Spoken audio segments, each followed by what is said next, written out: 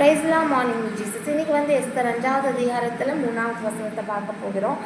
ராஜாவை நோக்கி, எஸ்தர் ராஜாத்தே, உனக்கு என்ன வேண்டும்? நீ கேட்கிற மன்றாட்டி என்ன? நீ ராஜ்யத்தில் பாதி மட்டும் கேட்டாலும் உனக்கு கொடுக்கப்படும் என்றான். அமீன். ராஜா எஸ்தர் ராஜாத்தை பார்த்து, எஸ்தர் ராஜாத்தே, உன் வேண்டுதல் என்ன? உன் மன்றாட்டு தான் என்ன? உனக்கு ராஜ்யத்தில் பாதி மட்டும் வேண்டுனாலும் நான் உனக்கு கொடுப்பேன்னு சொல்லிட்டு ராஜா எஸ்தரை கேட்குறாங்க.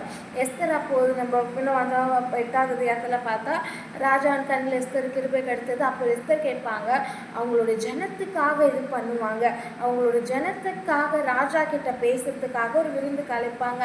அவங்க கொடுத்த இதில் அவங்க ரொம்ப ராஜா அவங்க அப்படி கேட்கும் போது, ஒரு ராஜ்யத்தில் பாதி மட்டும் வேணாலும் சொல்லு, எது வேணாலும் சொல்லுன்னு கேட்கும் போது அவங்க ஒரு வேளை மாறி இருக்கலாம்.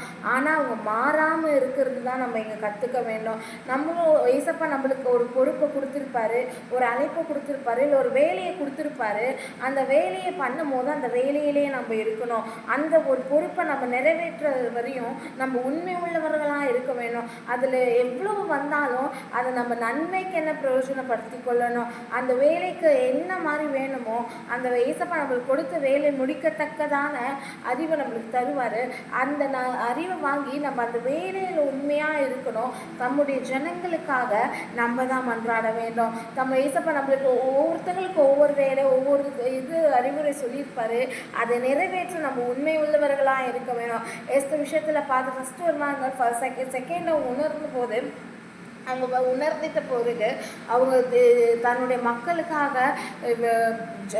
ஃபாஸ்டிங் பண்ணி ஜெபம் பண்ணாங்க. ராஜா கிட்ட எவ்வளவு இது பண்ண முடியுமோ அவ்வளவு பேசி தன்னுடைய ஜனங்களை காப்பாற்றினாங்க. அவங்களுக்கு கொடுக்கப்பட்ட வேலையை அவங்க அழகாக செய்து முடித்தாங்க.